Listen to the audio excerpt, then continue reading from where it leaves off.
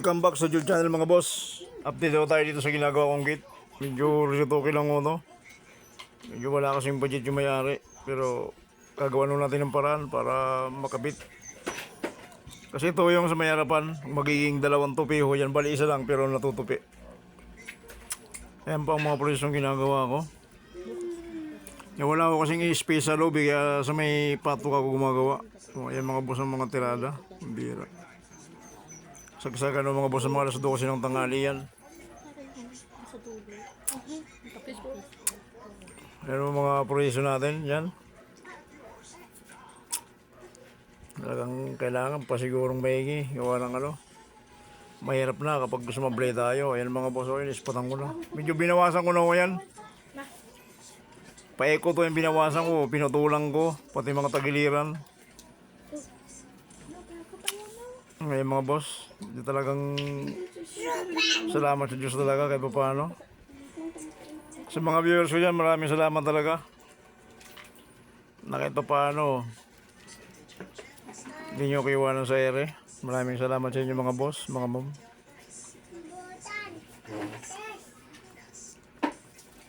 Yan po, kung gusto nyo po magpagawa ng gate, yan po ang proseso kung paano. Yan po, yung rinito ko lang mo yan. Pero para sa akin po mga boss, mas matrabaho yung ganyan na no, yung retoke mo. Kaysa gagawa ka ng buo, yung umpisa. Yan o kasi lahat ng error, tatabasan mo. I-align mo pa dahil dating nakakabit na, bingkong pa yung ibang mga tubo. So yan sa mga prosesong kailangan hilutin muna. Hindi basta-basta yung banat lang ng banat. Yan yung cylindrical pa yung gitna. Kaya kailangan talagang mabusisi yung pagkagawa ng gate. Kailangan 0-0 talaga.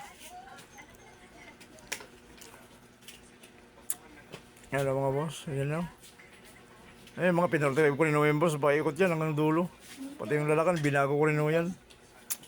Siyempre, isang gamit lang ko natin, yung inko natin yung welding machine. Ang ating grinder na makita, yung pangmalakasan natin. Yan ang mga gamit natin. Yun ang mga gamit natin, hindi tayo iniwanan sa area talaga, grabe.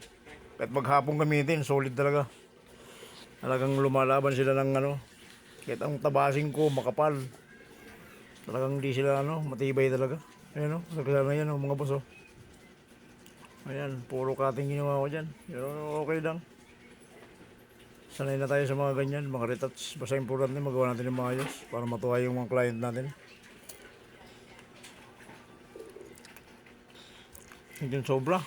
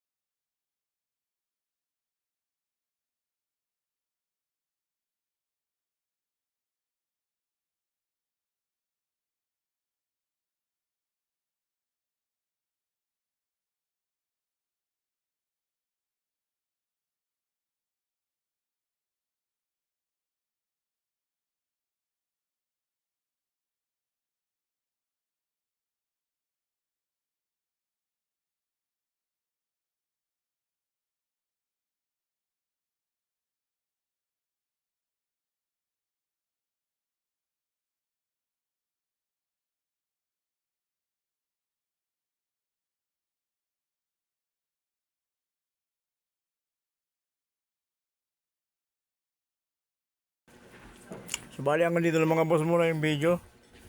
Mamaya na lang mga boss yung ano yung kadugtong. Bye.